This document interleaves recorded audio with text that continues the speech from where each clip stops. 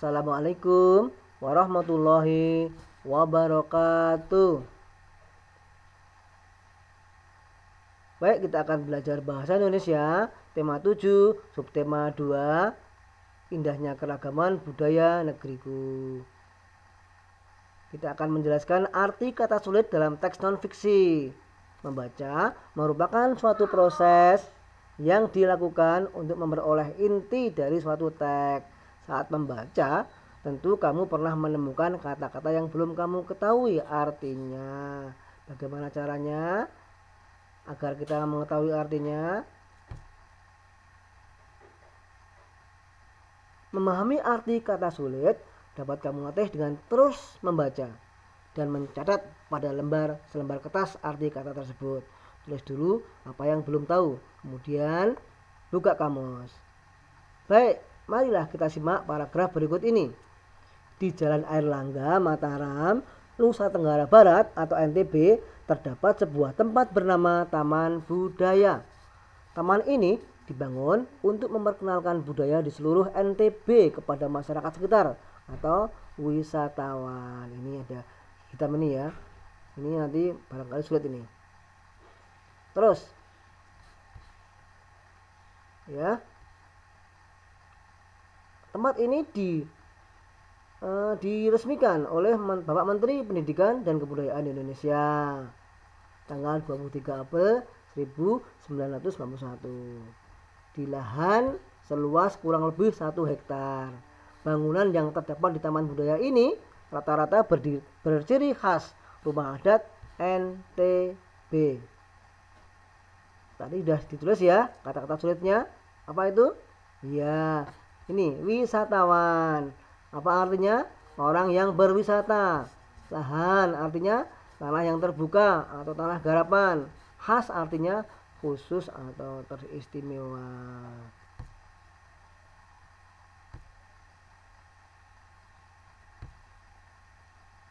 Menemukan informasi dalam teks. Saat membaca, kamu perlu mencermati setiap kata dalam sebuah kalimat, maka jangan tergesa-gesa, pelan-pelan, perhatikan intonasi dan tanda baca. Jika tidak, maka pesan atau informasi tidak dapat kita pahami dengan baik. Berikut adalah hal-hal yang dapat dilakukan untuk menemukan informasi dalam suatu teks. Satu, ini ya, bacalah teks dengan seksama, dengan hati-hati, pelan-pelan, perhatikan tanda baca. Sekali lagi, jangan tergesa-gesa.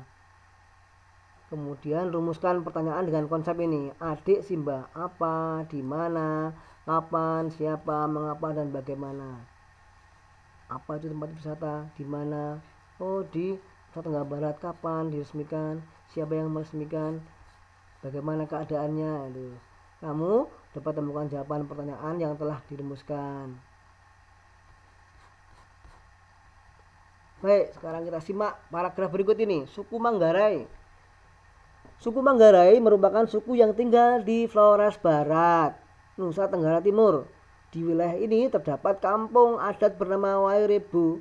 Kampung ini terletak di lembah sebelah barat daya Kota Runteng. Kampung Wairebo dikenal sebagai salah satu tujuan wisata. Tadi ya, apa? Nah, jawabannya ini. Kampung adat Wairebo. Di mana? Di Kota Runteng. Bagaimana? Ya, merupakan tempat wisata gitu ya.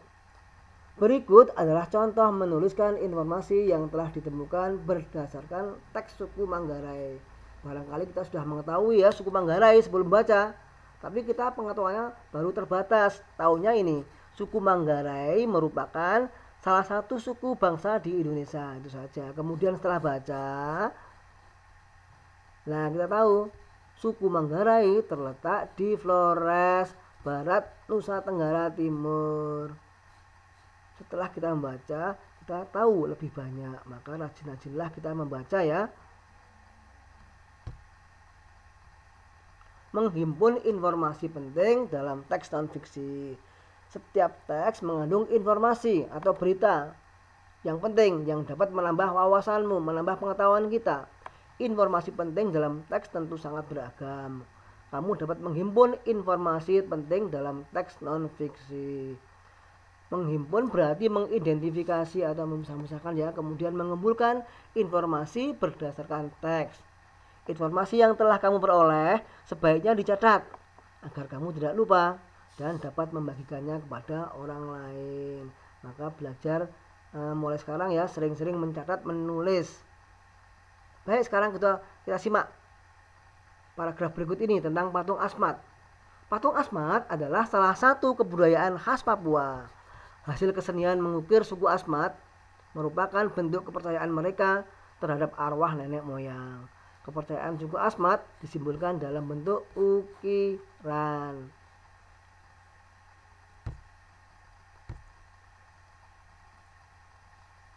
Nah, ini informasi yang kita peroleh berdasarkan teks suku Asmat, teks patung Asmat. Ide pokoknya ini, pengenalan patung.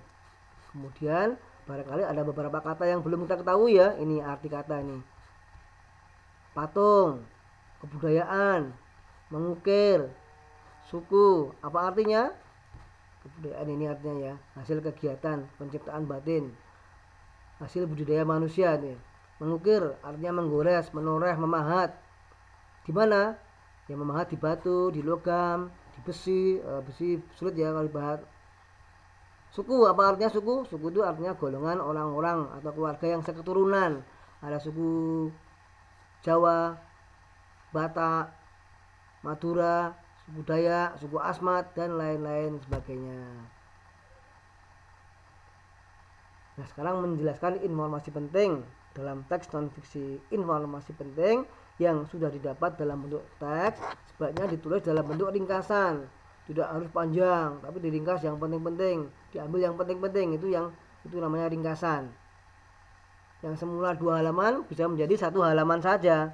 Saat mencari informasi penting, pastikan kamu memahami informasi tersebut. Kita harus paham dulu informasinya sebelum kita menerangkan kepada orang lain. Jika informasi tidak dapat dipahami, ya mesti kita tidak bisa menjelaskannya kepada orang lain. Harus paham dulu. Caranya membaca dengan membaca intensif dan pelan-pelan. Perhatikan hal-hal berikut saat menjelaskan informasi penting. 1.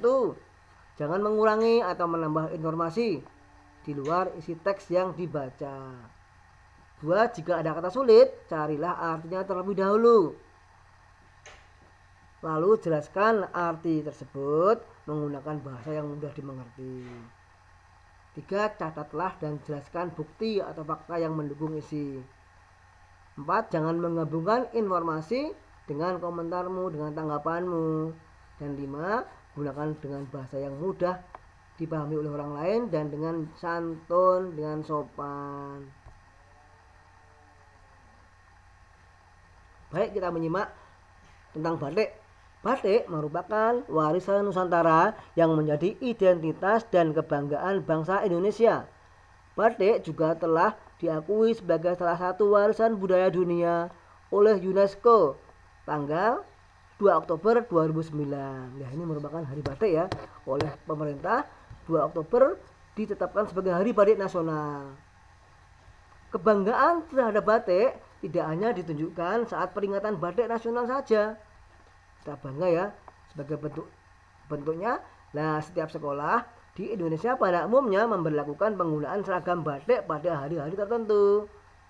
Batik juga sering dipakai dalam berbagai acara resmi, acara peragaan busana, baik yang berkelas nasional maupun internasional. Juga pada waktu misalnya Jagong kan juga sering pakai batik ya. Anak-anak punya toh baju batik? Insya Allah punya banyak loh. Lah, ide pokok paragraf. Selain menjadi warisan Nusantara, batik juga menjadi salah satu warisan budaya dunia. Itulah kita bangga ya. Ini informasi penting ini, ide pokok ini ya. Gagasan pokok dalam teks tadi. 1. Batik merupakan warisan Nusantara. 2. UNESCO menetapkan batik sebagai salah satu warisan budaya dunia. 3. Setiap sekolah memberlakukan penggunaan batik. Itulah sedikit yang bisa saya sampaikan. Mudah-mudahan ada manfaatnya. Dan jangan lupa tetap semangat dan jaga kesehatan. Wassalamualaikum warahmatullahi wabarakatuh.